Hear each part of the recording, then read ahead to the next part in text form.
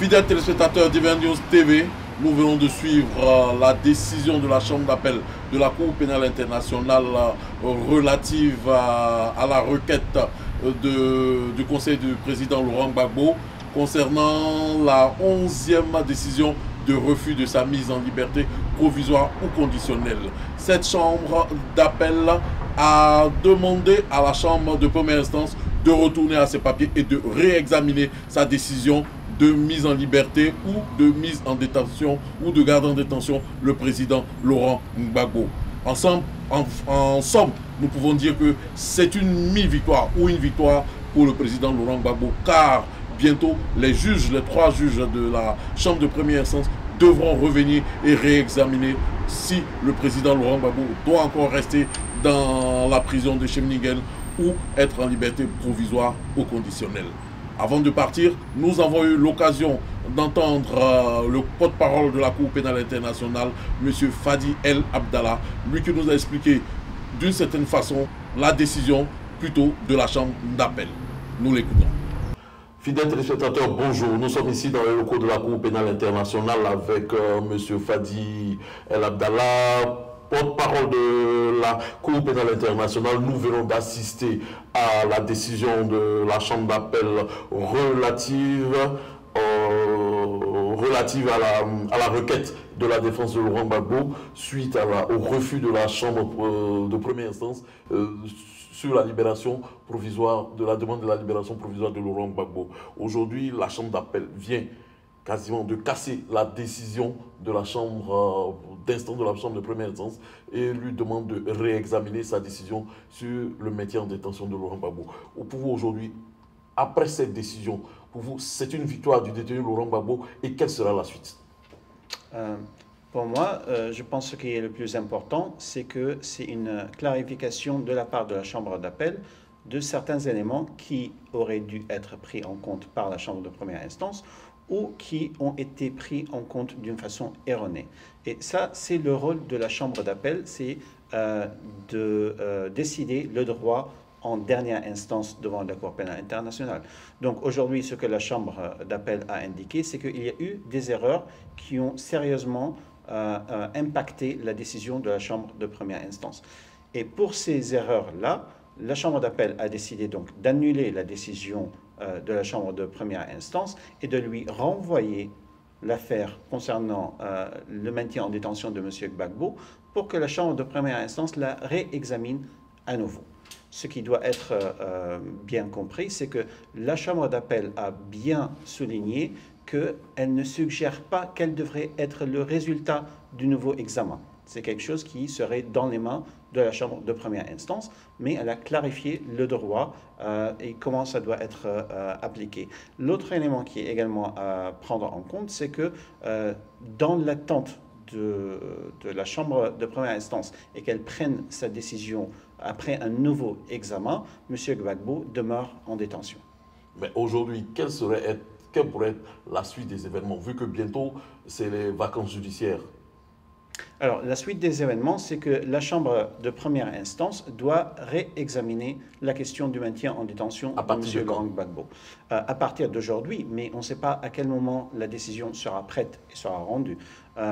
Les juges feront de leur mieux pour rendre la décision dans les meilleurs délais. Mais avant les vacances judiciaires ou après les vacances judiciaires? C'est quelque chose qui relève de l'autorité des juges. Donc, en ce moment-là, je ne suis pas en mesure de vous indiquer quand la décision sera prête. Il faut que les juges lisent le jugement de la Chambre d'appel, prennent en compte les éléments qui ont été indiqués dans le jugement, et puis réexaminent la question à nouveau. Éventuellement, il pourrait même demander des soumissions additionnelles des parties. Ou pas, c'est quelque chose qui relève vraiment de l'autorité des juges de la Chambre de première instance qui, je suis sûr, feront de leur mieux pour rendre la décision dans les meilleurs délais, mais en effectuant un examen sérieux comme c'est toujours le cas. Ici, est-ce que vous pouvez rappeler que pour beaucoup d'Ivoiriens, ils espéraient que le juge de la Chambre d'appel allait prendre une décision de mise en liberté provisoire ou conditionnelle de M. Laurent Gbagbo. En réalité, la fonction d'un juge d'appel ou de la Chambre d'appel au sein de la Cour pénale internationale n'est pas de prendre une décision de mise en liberté sur cette question, mais il s'agissait pour elle, comme vous l'avez dit, de dire le droit en dernier recours et de rappeler le droit à la chambre de première instance. C'est essentiellement, en ce cas-là, c'est essentiellement la fonction de la chambre d'appel parce qu'il y a eu un appel interjeté sur des bases d'arguments juridiques et la chambre d'appel devait trancher sur la base des arguments qui ont été présentés en examinant donc est-ce que la chambre de première instance avait rendu une décision qui est juridiquement valable. Mais la chambre d'appel n'a pas considéré les éléments factuels de la question et c'est pour cela qu'ils ont renvoyé cela devant la chambre de première instance à nouveau. Dernière question, pour l'histoire de la Cour pénale internationale, est-ce qu'il y a déjà eu ici un détenu qui a été mis en liberté provisoire et s'est présenté pour la suite de son procès? Jusqu'à présent, non, il n'y a pas eu de détenus qui ont été mis en liberté provisoire avec ou sans condition, mais il y a eu des personnes qui se sont présentées d'une façon volontaire sans être en détention. Et au niveau des tribunaux spéciaux qui ont été pris en compte au niveau de la Cour pénale internationale, il n'y en a pas qui ont été mis en liberté provisoire et ensuite ont été soit condamnés ou reconnus innocents? Ça dépend de leur jurisprudence qui est un peu différente. La Cour pénale internationale peut s'en inspirer, mais finalement, nous avons notre propre jurisprudence et c'est au juge de la CPI d'appliquer le statut de Rome qui est un règlement différent du règlement qui était applicable. Donc aujourd'hui, au niveau de la Cour pénale internationale, aucun détenu de la Cour pénale internationale n'a encore été mis en liberté provisoire ou conditionnelle dans la procédure mise en son encontre.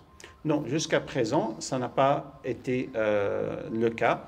Comme je vous ai indiqué, il y a des cas où des personnes n'ont pas été détenues et ont comparu d'une façon volontaire. Ça s'est passé.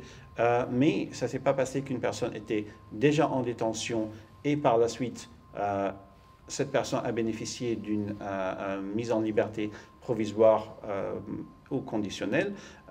Mais c'est quelque chose qui est autorisé par les règles applicables, ça dépend des conditions, des circonstances de chaque cas. Et c'est pour cela que les juges doivent examiner au cas par cas et voir est-ce que dans ce cas-là, une mise en liberté est justifiée, est-ce que le maintien en détention demeure raisonnable ou pas. Si une mise en liberté serait justifiée, sous quelles conditions, le cas échéant, dans quel état et quel pays pourrait accepter ces conditions-là. Donc c'est vraiment quelque chose qui est au juge de le décider au cas par cas. Merci, M. Fadiel Abdallah, d'avoir accepté de répondre à nos questions. Nous rappelons à nos téléspectateurs que nous étions avec le porte-parole de la Cour pénale internationale qui a bien voulu accepter de répondre à nos différentes questions. Nous espérons que vous nous suivrez pour la prochaine émission. Merci et au revoir.